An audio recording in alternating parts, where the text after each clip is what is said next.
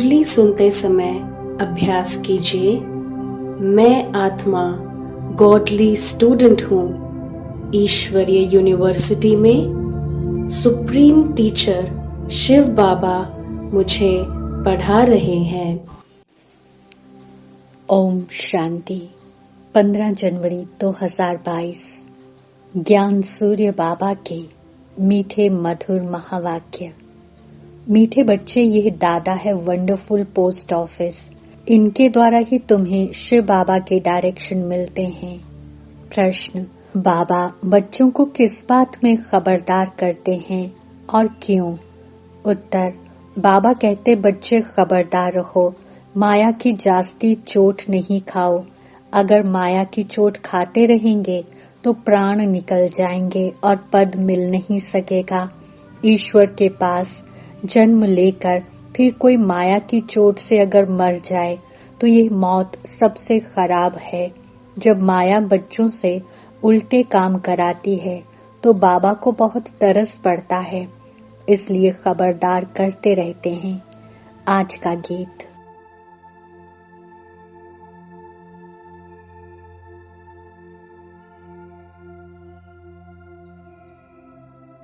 ओम शांति। बाप को बुलाने का समय होता ही तब है जबकि मनुष्य मात्र दुखी होते हैं, क्योंकि विकारी बन जाते हैं। दुखी किससे होते हैं ये भी तमो प्रधान मनुष्य नहीं जानते हैं। दुखी करता है 5 विकारों रूपी रावण।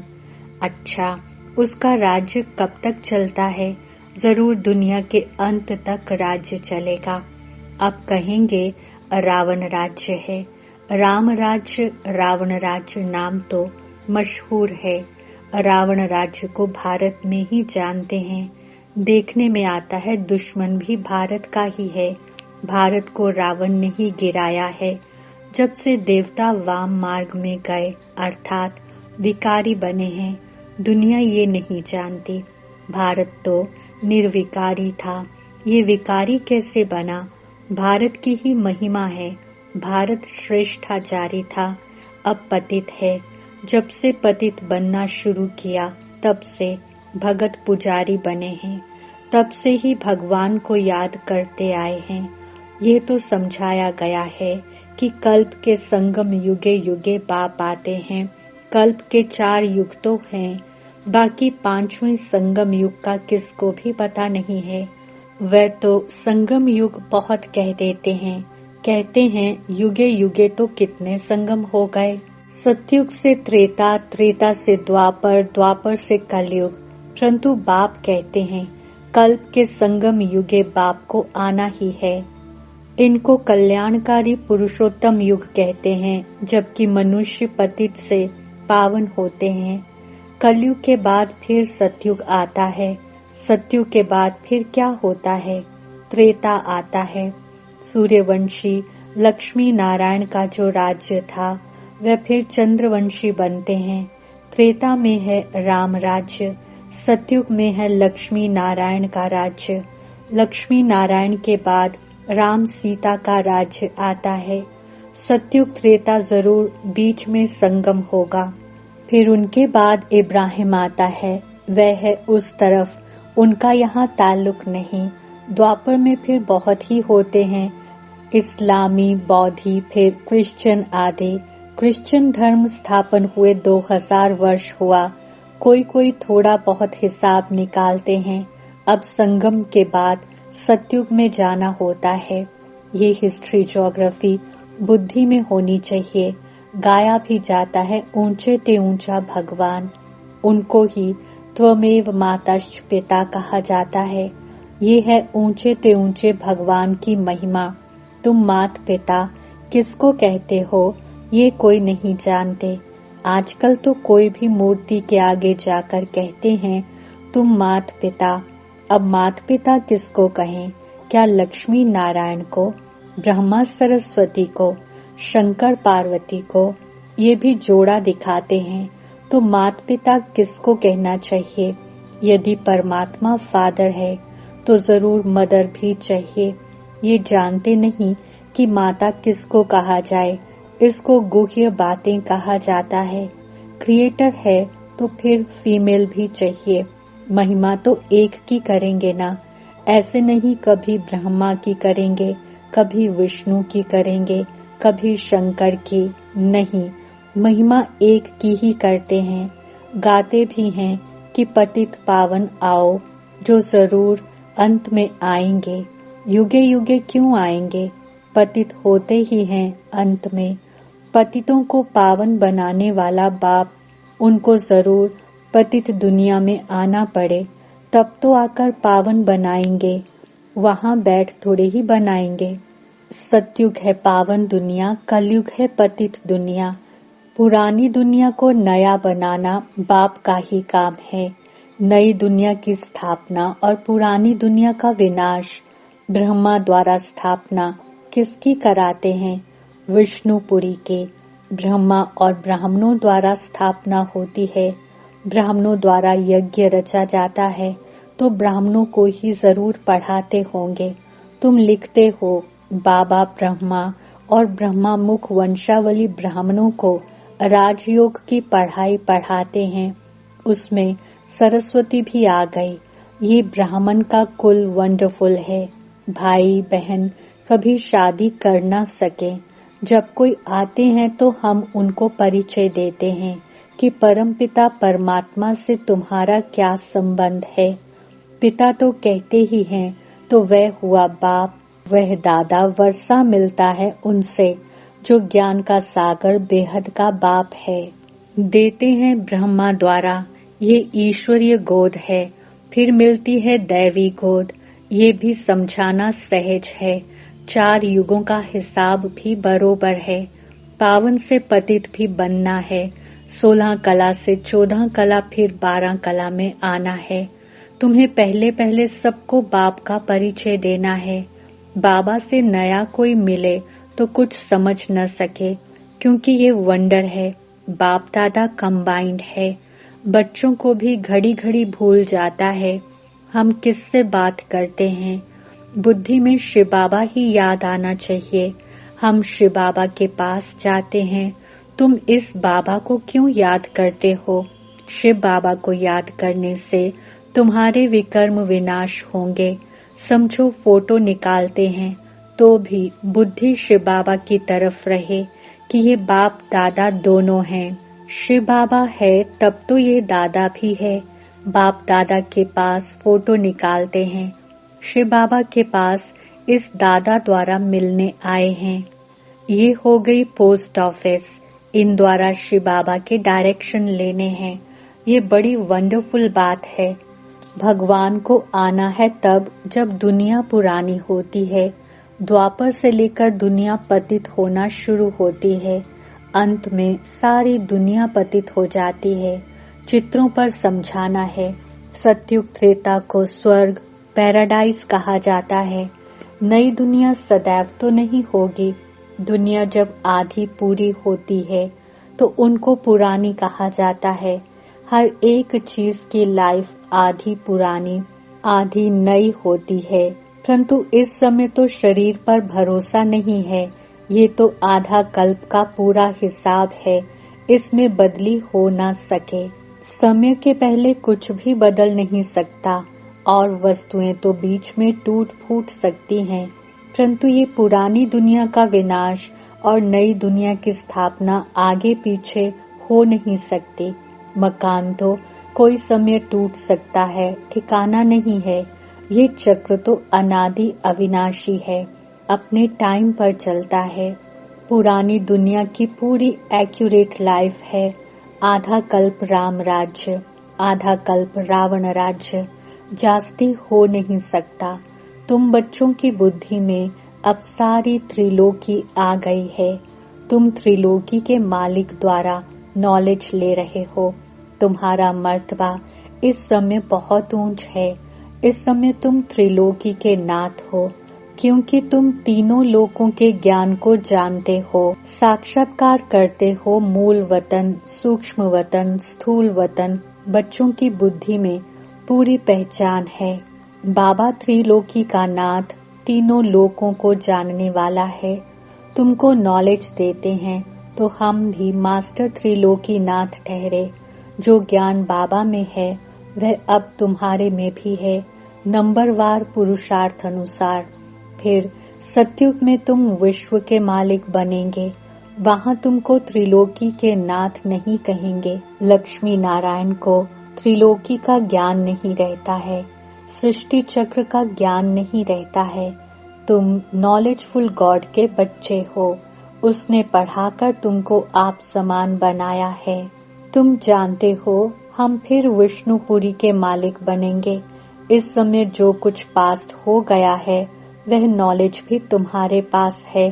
मनुष्यों को हद की हिस्ट्री ज्योग्राफी का मालूम है, तुमको बेहद की हिस्ट्री ज्योग्राफी बुद्धि में है। उन्हों को बाहुबल की लड़ाई का मालूम है, योग बल की लड़ाई का किसको पता भी नहीं है। तुम जानते हो योग बल से हम विश्व के मालिक बनते हैं। सिखलाने वाला है बाप जो त्रिलोकी का नाथ है। इस समय तुम्हारा मर्तबा बहुत ऊंच है। तुम नॉलेजफुल बाप के बच्चे, मास्टर नॉलेजफुल हो। यह भी तुम जानते हो कि वह ज्ञान का सागर, आनंद का सागर किस प्रकार है। उसको कहते हैं सत्य चित्त आनंद स्वरूप। इस समय आनंद को तुम फील करते हो क्योंकि तुम बहुत दुखी थे। तुम भेंट कर सकते हो सुख और दुख की। वे लक्ष्मी नारायण तो इन बातों को नहीं जानते। वे तो सिर्फ बादशाही करते हैं। वह है उनकी प्रारब्ध। तुम भी जाकर स्वर्ग में राज्य करेंगे। वहाँ बहुत अच्छे महल बनाएंगे। वहाँ चिंता की कोई बात नहीं रहती। यह भी बुद्धि में स्थायी रहना चाहिए तो खुशी का पारा भी चढ़े। तूफान तो अनेक प्रकार के आएंगे, संपूर्ण तो कोई बना नहीं है। बाप समझाते हैं तुमको बहुत स्थैर्य बनना होगा। वो लोग अमरनाथ पर जाते हैं फिर भी उनको उतरना तो जरूर है।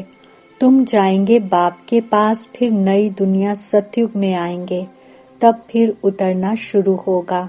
हमारी ये बेहद की यात्रा है। पहले बाबा के पास आराम से रहेंगे, फिर राजधानी में राज्य करेंगे, फिर जन्म बाई जन्म उतरते ही आते हैं। इसको चक्र कहो या उतराई चढ़ाई कहो, बात एक ही है। नीचे से ऊपर चले जाएंगे, फिर उतरना शुरू होगा। ये सब बातें जो शुरूर बुद्धि वाले हैं वे अच्छी तरह समझते हैं और समझा भी सकते हैं। ये बाबा भी नहीं जानता था। अगर इनका कोई गुरु होता तो उस गुरु के और भी फॉलोअर्स होते। ऐसे थोड़े ही सिर्फ एक ही फॉलोअर होगा। शास्त्रों में तो है भगवानुवाच, अर्जुन एक का ही नाम लिख दिया है। अर्जुन के रथ में बैठे हैं तो जैसे वही सुनता है। और भी तो होंगे ना, संजय भी होगा। ये बेहद का स्कूल एक ही बार खुलता है। वे स्कूल तो चलते ही आते हैं। जैसा राजा वैसी लैंग्वेज। वहाँ सतयुग में भी तो स्कूल में जाते हैं ना। भाषा, धंधा, धोरी आदि सब सीखेंगे। वहाँ भी सब कुछ बनता होगा। सबसे अच्छे से अच्छी चीज जो होनी चाहिए वह स्वर्ग में होती है। फिर वह सब कुछ पुराना हो जाता है। अच्छे से अच्छी वस्तु मिलती है देवताओं को। यहाँ क्या मिलेगा? महसूस करते हो कि नई दुनिया में सब कुछ नया मिलेगा। ये सब बातें समझकर फिर मनुष्यों को समझानी है। अभी हम संगम पर हैं। हमारे लिए अब दुनिया बदल रही है। ड्रामानुसार मैं फिर आया हूँ तुमको पतित से पावन देवी देवता बनाने। ये चक्र फिरता है। प्रजापिता ब्रह्मा द्वारा जरूर ब्राह्मण ही रचे होंगे। ब्राह्मणों द्वारा यज्ञ रचा है। ब्राह्मण सो देवता बनेंगे। इसलिए विराट रूप का चित्र भी जरूरी है, जिससे सिद्ध होता है ब्रह्मा मुख वंशावली ब्राह्मण ही सो देवता बनेंगे। वृद्धि होती जाएगी। देवता सो क्षत्रिय, वैश्य, शूद्र बनेंगे। यह संगम युग नामी ग्रामी है। आत्मा परमात्मा अलग रहे बहुकाल। चढ़ती कला फिर उतरती कला, ये भी समझाना है। पहले ईश्वरीय औलाद, फिर देवताई औलाद, फिर थोड़ा थोड़ा कम होता जाता है। तुम पूछ सकते हो कि दुख हरता सुख करता किसको कहते हो? जरूर कहेंगे परमपिता परमात्मा को। जब दुनिया का दुख मिट जाएगा तो विष्णुपुरी बन जाएगी। ब्राह्मणों के दुख मिट जाते हैं, सुख मिल जाते हैं। ये है सेकंड की बात। लौकिक बाप की गोद से निकल पारलौकिक बाप की गोद में आ गए। ये है खुशी की बात। ये सबसे बड़ा इम्तिहान है। राजाओं का राजा बनते हैं। राजयोग परमपिता परमात्मा के सिवाय कोई सिखला ना सके। ये चित्र बहुत अच्छे हैं। ऐसे कौन कहेंगे कि मेरा परमपिता परमात्मा से कोई नाता नहीं है? ऐसे नास्तिक से बात नहीं करनी चाहिए। माया चलते चलते बच्चों से भी कभी कभी उल्टा काम करा देती है। बाबा को तो तरस पड़ता है। फिर समझाते हैं, खबरदार रहो, जास्ती चोट नहीं खाओ, नहीं तो पद नहीं पाएंगे। माया तो बहुत जोर से थप्पड़ लगाती है, जो प्राण ही निकल जाते हैं। मर गया, फिर जन्मदिन मना नहीं सकेंगे। कहेंगे बच्चा मर गया। ईश्वर के पास जन्म ले फिर मर जाए, ये मौत सबसे खराब है। कोई बात राइट नहीं लगती तो छोड़ दो। संशय पड़ता है तो नहीं देखो। बाबा कहते हैं मन मना भावा, मुझे याद करो और स्वदर्शन चक्र फिराओ। अच्छा मीठे मीठे सिक्के जवान बच्चों फिरते हैं। हमारे बाप दादा का याद प्यार और गुणगान। रूहानी बाप की रूहानी बच्चों को नमस्ते। हम रूहानी बच्चों की रूहानी बाप दादा को याद, प्यार, गुड मॉर्निंग, नमस्ते और बहुत बहुत शुक्रिया। धारणा के लिए मुख्य सार। पहला पॉइंट, बाप समान मास्टर नॉलेजफुल बनना है। ज्ञान का सिमरण कर अपार खुशी में रहना है। आनंद का अनुभव करना है। दूसरा, अनेक प्रकार के तूफानों में रहते स्वयं को स्थैर्यम बनाना है। माया की चोट से बचने के लिए बहुत बहुत खबरदार रहना है। वरदान, दिव्य गुणों रूपी प्रभु प्रसाद खाने और खिलाने वाले संगम युगी फरिश्ता सो देवता भव। स्पष्टीकरण, दिव्य गुण सबसे श्रेष्ठ प्रभु प्रसाद है। इस प्रसाद को खूब बांटो। जैसे एक दो में स्नेह की निशानी स्थूल टोली खिलाते हो, ऐसे ये गुणों की टोली खिलाओ। जिस आत्मा को जिस शक्ति की आवश्यकता है उसे अपनी मनसा अर्थात शुद्ध वृत्ति वाइब्रेशन द्वारा शक्तियों का दान दो और कर्म द्वारा गुणमूर्त बन गुण धारण करने में सहयोग दो। तो इसी विधि से संगम युग का जो लक्ष्य है फरिश्ता सो देवता, ये सहज सर्व में प्रत्यक्ष दिखाई देगा। स्लोगन, सदा उमंग उत्साह में रहना, यही ब्राह्मण जीवन का सांस है। ओम शांति। लवलीन स्थिति का अनुभव करो। परमात्म प्यार के अनुभव में सहज योगी बन उड़ते रहो। परमात्म प्यार उड़ाने का साधन है। उड़ने वाले कभी धरनी की आकर्षण में आ नहीं सकते। माया का कितना भी आकर्षित रूप हो, लेकिन वह आकर्षण उड़ती कला वालों के पास पहुंच नहीं सकती। ओम शांति।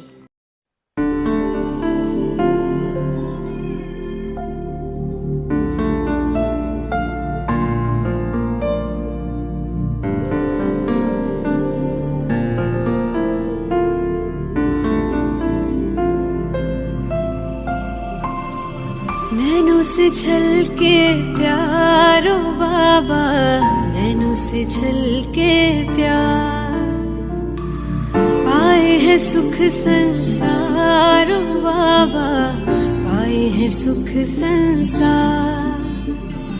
निर्मल निर्मल किरणें आती, भाल पे है सौभाग्य सजाती, तिलक तिलक लगाती सदा विजय का शक्ति अनोखी है भर जाती प्यार से रहे निहारो बाबा प्यार से रहे निहार नैनों से छलके प्यारो बाबा नैनों से छलके प्यार पाए है सुख संसारो बाबा पाए है सुख संसार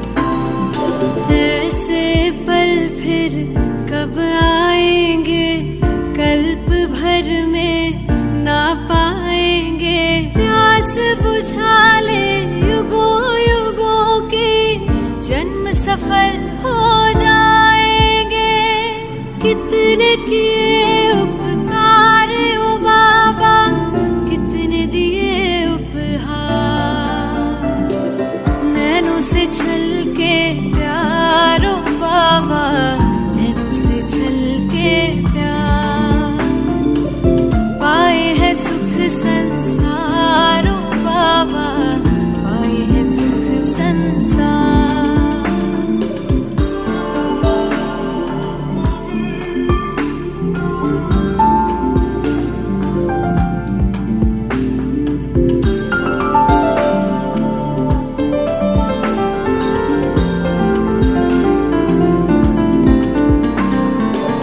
वरदानों से सजा रहे हो अरमानों को खिला रहे हो सागर भर भर के थालियां ज्ञान रतन तुम लुटा रहे हो हम पे तुम बलिहार ओ बाबा तुम पे हम बलिहार